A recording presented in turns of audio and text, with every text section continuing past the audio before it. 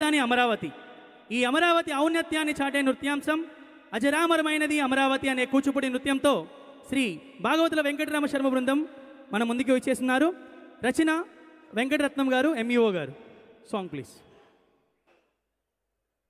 అమరమైనది Amaravati